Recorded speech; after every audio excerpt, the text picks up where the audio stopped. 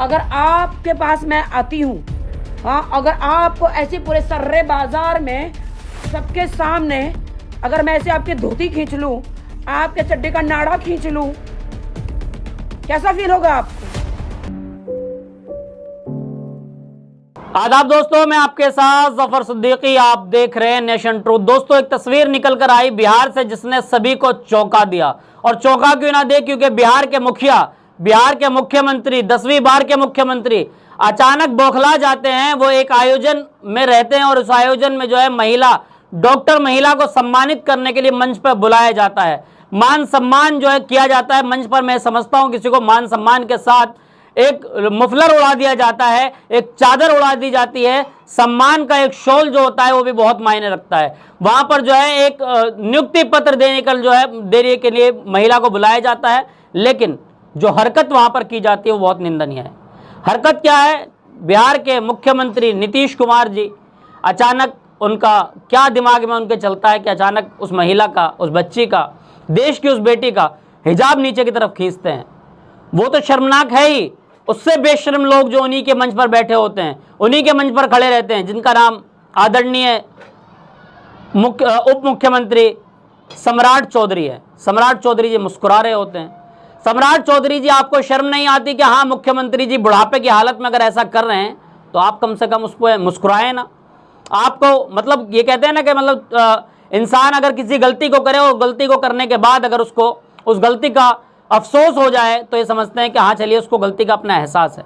लेकिन किसी ने गलती करी, उन्हीं के पार्टी के मुखिया गलती कर रहे हैं, उसके बाद हम वहां पर खड़े होकर हंस रहे हैं, यानी कि हम बढ़ावा दे रहे हैं इस चीज को। क्या मुस्लिम बेटी का वहां पर मजाक बनाया जा रहा था? क्या मुस्लिम बेटी की वहां पर इज्जत को उछाला जा रहा था? लेकिन आखिर कौन इस पर बोलेगा? सवाल इस बात का है कि मुखिया के खिलाफ बोलना कोई इतना आसान काम नहीं है। अब इसी पर तंज कस दिया किसने? आरजेडी ने। आरजेडी के ट्विटर हैंडल से तंज कसा गया। उन्होंने लिखा कि क्या हो गया नीतीश जी को, मानसिक स्थिति बिल्कुल ही अब दयनीय स्थिति में पहुंच चुकी है। ये नीतीश बाबू अब 100% संघी हो चुके हैं, 100% संघी हो चुके हैं। साथियों, कौन लिख रहे हैं? आरजेडी के ट्विटर हैंडल से लिखा गया। संघी किसको कहा गया है? नीतीश कुमार को। नीतीश कुमार जी क्योंकि उस पार्टी को समर्थन करते हैं, उस पार्टी का साथ दे रहे हैं, उस पार्टी के साथ सरकार बनाए हुए हैं जिस पार्टी का साथ संघियों का है, यानी कि कहीं ना कहीं जो जहर नीतीश कुमार के मन में दिखा, नीतीश कुमार के हाथों से जो जहर उबलता हुआ दिखा, नीतीश कुमार की आंखों में जो बेशर्मी छुपी थी, वो कहीं ना कहीं संघियों का काम है। यानी कि देश की एक डॉक्टर बेटी, बेटी बचाओ बेटी पढ़ाओ का नारा देने वाली सरकार, डॉक्टर बेटी को सम्मान करने की बजाय मैं समझता हूं कि उनका अपमान किया। मंच पर बुलाकर इस तरीके से अपमानित करना यह ठीक नहीं है। नीतीश कुमार जी, आपको बिहार की जनता तो किसी हाल में माफ नहीं करने वाली है। बिहार की जनता अब मूड बना लेगी कि आज मुस्लिम बेटी का आपने हिजाब खींचा है। और सिर्फ ये हिजाब जो है ना साथियों, वो एक काले कपड़े का नाम नहीं होता है। हिजाब इज्जत मान सम्मान का नाम होता है। और ये वही नीतीश कुमार है जिसने वक्फ बोर्ड का जब मुद्दा आया था तब भी मुसलमानों का साथ नहीं दिया था।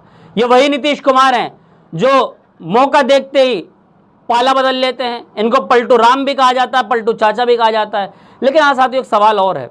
सवाल ये भी है कि मेन स्ट्रीम मीडिया जो हमेशा मोदी मोदी मोदी मोदी का माला जपती है, भाजपा ने ये कर दिया, भाजपा ने वो तीर चला दी, आज उनके चैनल पर कहीं ये हिजाब का मुद्दा नहीं है।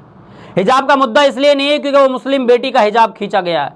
हाँ, अगर यही मामला किसी नॉन मुस्लिम बेटी के साथ होता तो वाकई आज वो तमाम लोग जो है कपड़े उतार कर नाच रहे होते, नंगा नाच कर रहे होते। लेकिन साथियों, सवाल इस बात का है कि मुस्लिम हो या हिंदू हो या फिर वो किसी और धर्म से आती हो, हम ये समझते हैं कि इज्जत तो सबकी बराबर है।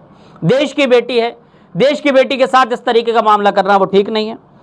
आरजेडी ने जिस तरीके से इस पर जो है चिंता जताई है, इसी के साथ इकरा हसन जो कि लोकसभा सांसद है केलहना से, इकरा हसन लिखती हैं अपने ट्विटर पर, जो नीतीश कुमार जी का सभी सम्मान करते हैं, मुख्यमंत्री पद की अपनी गरिमा है, एक महिला के साथ इस तरह का व्यवहार उसकी गरिमा के खिलाफ है और बहुत ही खतरनाक है। और क्या कुछ कहा इकरा हसन ने, इकरा हसन को सुनवा देते हैं आपको कि इकरा हसन ने इस पर किस तरीके से तंज कसा। देखिए आप इस वीडियो को।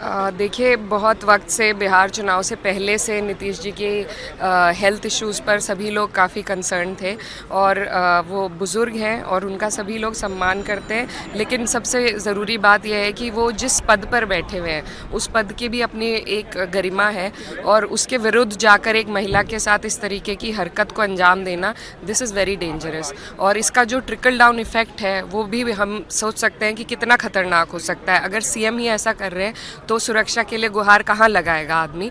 तो उनकी हेल्थ और उनकी एज को एक तरफ देखते हुए, बट आई थिंक जिस पोस्ट पर वो हैं उनकी जिम्मेदारी बहुत बड़ी है।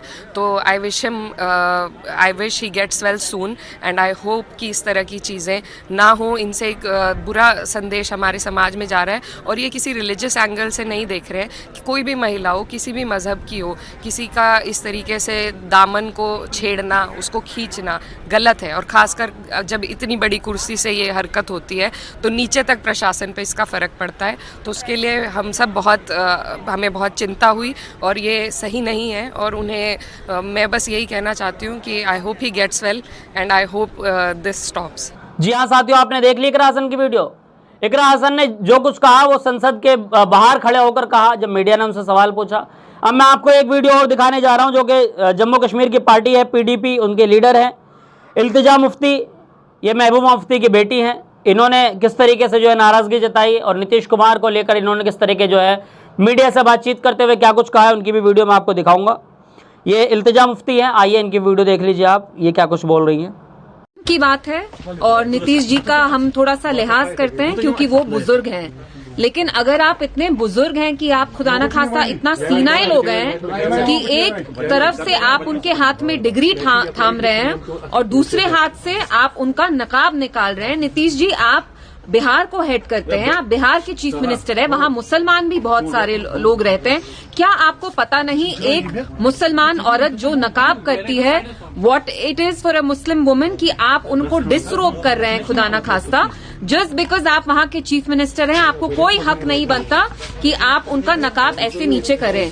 और आप देखिए उनके साथ जो लोग थे नीतीश कुमार साहब के साथ, वो कैसे हंस रहे थे। उनको ये मजाक लग रहा था कि बिहार के चीफ मिनिस्टर एक यंग लड़की जो हेल्थ केयर वर्कर हैं, वो वहां अपनी डिग्री हासिल करने आई या उनको शायद कुछ देना था, वो हंस रहे थे, खिल्ली मना रहे थे। बिहार के जो डिप्टी चीफ मिनिस्टर हैं वो बीजेपी के हैं, उनको हंसी आ रही थी। मैं आपसे पूछना चाहती हूं, अगर हम किसी लेडी का खुदा ना खास्ता ऐसे घूंघट हटाते, आपको कैसे महसूस होता? और मैं नीतीश जी की इज्जत करती हूं क्योंकि वो बुजुर्ग हैं, लेकिन तभी हम अभी ज्यादा कुछ बोल नहीं रहे हैं। अगली बार आपने ऐसा किया तो हम आपका लिहाज नहीं करेंगे। आपको कोई हक नहीं बनता है कि मुसलमान जो लेडी है उनको आप ऐसे बेनकाब करें इन फ्रंट ऑफ एवरीवन। जी हाँ साथियों, आपने इल्तिजा मुफ्ती की भी वीडियो देख ली। अब मैं आपको एक वीडियो और दिखाने जा रहा हूँ। वो वीडियो है राखी सावंत की। राखी सावंत को कौन नहीं जानता, तमाम मुद्दों पर बोलती रहती है और लाइमलाइट में रहती है हमेशा, जो है किसी न किसी मुद्दे पर बोलकर हमेशा मीडिया के सामने उनका नाम चर्चा में रहता है। इसी तरीके से अब जब मामला हिजाब का आया है तो राखी सावंत वहाँ पर चुप नहीं रही। उन्होंने सीधा नीतीश कुमार को टारगेट इस तरीके से किया, इस अंदाज में किया। उन्होंने कहा कि नीतीश जी, आप मेरे आदरणीय हैं, आप मेरे बाप सम्मान हैं, और बहुत सारे अदब के उन्होंने जो है वो शगुफे गाए। उन्होंने कहा कि आपका हाथ हमारे सर पर है, आप हमारे लिए सम्मानित पद पर हैं, आप मुख्यमंत्री हैं, लेकिन नीतीश कुमार जी आपने जो किया उसके लिए आप माफ़ी मांगिए। नीतीश कुमार को पहले इज्जत देकर उसके बाद जो उनको लताड़ा है राखी सावंत ने, ये कहा है कि आप पहले उनसे माफ़ी मांगिए, आपको माफ़ी मांगनी होगी। आइए आपको मैं राखी सावंत की भी वीडियो दिखा देता हूँ, राखी सावंत ने क्या कुछ कहा है। लेकिन ये आपने क्या कर दिया नीतीश जी? नीतीश जी, आपने ये क्या कर दिया? एक मुस्लिम औरत को आप अवार्ड दे रहे हैं, बुलाकर उसको सम्मानित कर रहे हैं, उसको इज्जत दे रहे हैं। आपको क्या थोड़ा भी नॉलेज नहीं है? 5 पैसे का भी आपको नॉलेज नहीं कि एक इस्लाम में एक औरत नकाब पहनकर जाती है। कुरान पाक में लिखा है उसके नकाब को, उसके अबाया को कोई हाथ नहीं लगा सकता। इतने दिग्गज नेता आप, सीएम यूपी के, माननीय, मैं आपकी इज्जत करती हूं, प्यार करती हूं आपसे नीतीश जी, क्योंकि आप अच्छे नेता। ये आपने क्या कर दिया? एक औरत को, एक मुस्लिम औरत को आप उसका नकाब खींच रहे हैं। कितनी गलत बात है नीतीश जी ये। मैं आपकी इतनी पूजा करती हूं, आपको मैं इतना रिस्पेक्ट करती हूं, आप ऐसे ऐसे हरकतें कर रहे हैं। अगर आपके पास मैं आती हूं, हाँ, अगर आपको ऐसे पूरे सर्रे बाजार में सबके सामने अगर मैं ऐसे आपके धोती खींच लूं, आपके चड्डे का नाड़ा खींच लूं, कैसा फील होगा आपको? औरत को एक तरफ आप इज्जत देते हो और उसकी इज्जत उतारते हो।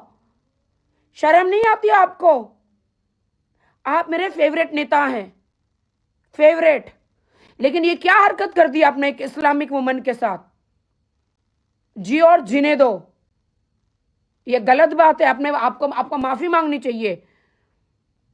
आप माफी मांगे, मीडिया बुलाएं, उस औरत के सामने बहन बोलकर आप माफी मांगे। नीतीश जी, आप माफी मांगे। मैं आपकी इज्जत करती हूं, मैं यूपी बिहार की इज्जत करती हूं, लेकिन औरत